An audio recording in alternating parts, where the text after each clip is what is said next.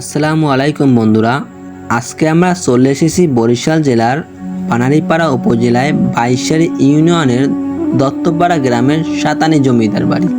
বরিশালের পাশে কীর্তনখোলা নদী, পশ্চিমে মায়াবী সন্ধ্যা নদীর তীরে অবস্থিত এই জমিদার বাড়ি।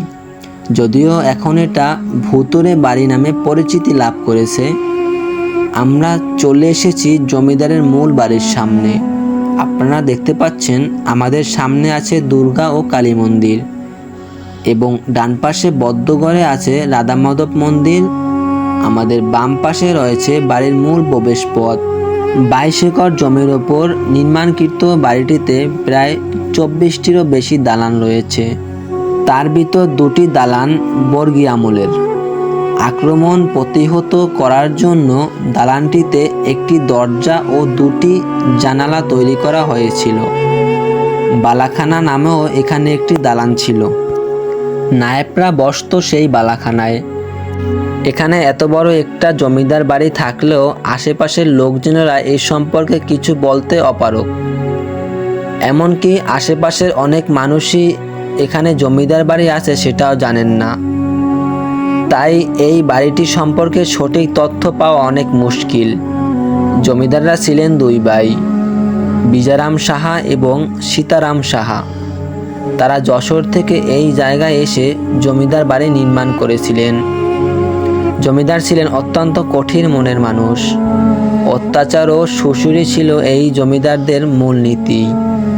কখনোই প্রজাদের নিয়ে ভাবতেন না এই জমিদার।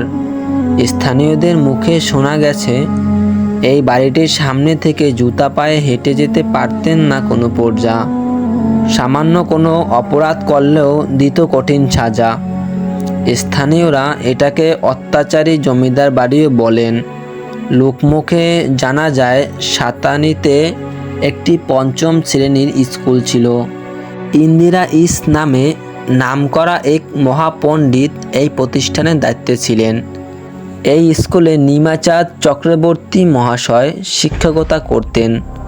কর্মক্ষার বংশের উত্তরসূরি মতিলাল ভৌতিক অত্র অঞ্চলে আলো ছড়ানোর জন্য 22 মাধ্যমিক বিদ্যালয়ে অবৈতনিক শিক্ষকতা করতেন।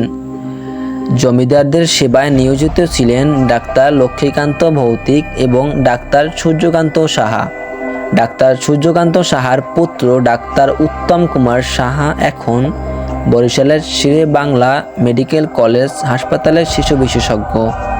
এক সময় ঘনবসতি সম্পূর্ণ বাড়িটি এখন একেবারেই নীরব। চামচিকা, বেজি, সাপ, বাদুড়, বিভিন্ন প্রজাতির পোকামাকড় ও বড় বড় লতায় ঘন জঙ্গলে পরিণত হয়েছে বাড়িটির দালানগুলো।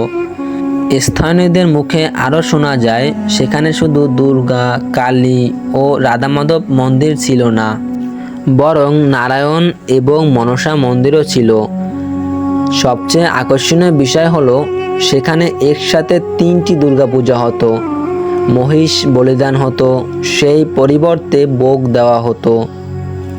সেই দুর্গা পুজোর সময় সেখানে যাত্রা ও থিয়েটার সহ বিভিন্ন ধরনের অনুষ্ঠান হতো।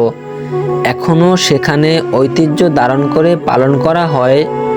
সাতানি পার্শ্ববর্তী মন্দিরে 10 হাত লম্বা কালীমাতা কালী পূজা। জমিদার বাড়ির রীতি নিয়ম আজ যেন খুঁজে পাওয়া দুষ্কর।